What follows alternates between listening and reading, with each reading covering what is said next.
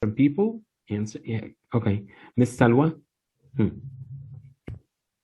What do you think about Yes, sir. Yes, guessing words from the context with the last one to help students work out the meaning of words by the help of the context. Okay. Also, pre-teaching vocabulary number 3, number B, 3 with B, pre-teaching vocabulary with B, okay, to give students understand the blocking words. Yeah. Okay, perfect. So, thank you, everyone, because those are the listening stages along with the aims. Now, we are going to know exactly how many stages do we have.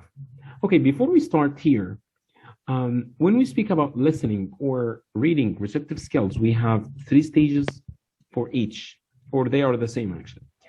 Pre, while, and post. Pre-listening, reading, while listening, and post-listening. And those are the stages. Here. And let me explain them. So the first one, what is the first one? It's lead-in.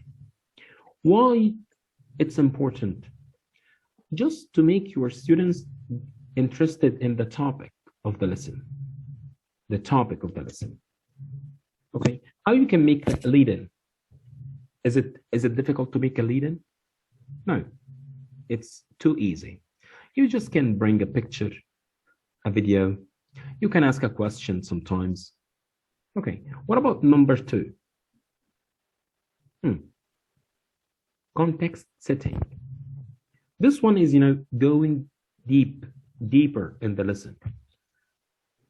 The text itself, or the listening.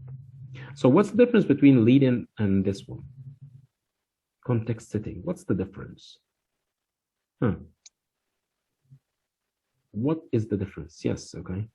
Inshallah, I will. Okay, so what's the difference between both of them? Here you are just going from... Yes, go. Yes, I think the first one lead-in to take the topic sentence or the topic idea for the whole lesson. Okay. And the context setting means that the text itself. Yes, perfect. Especially or individually. So you're going, from general to specific. You're just going deep in the lesson. That's it. So how you can make this one? The same. You can just show them a picture, another picture, or ask another question, follow-up question, or a video even. But sometimes, the timing... Sorry, Mister. Yes. Sorry, Mister. Can I interrupt you? Yes, of course you What's the difference between warm-up and the lead-in? Warm-up and the lead-in. Warm-up actually is not related to the lesson at all.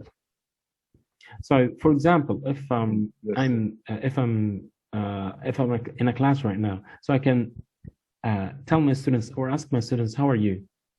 That's a warm-up. Yes. Or a game, you can just play a game. That's another warm. That's another warm-up. But lead-in and the other one is related to the lesson. Okay, so again, this one and this one going from general to specific. Perfect. Okay, what about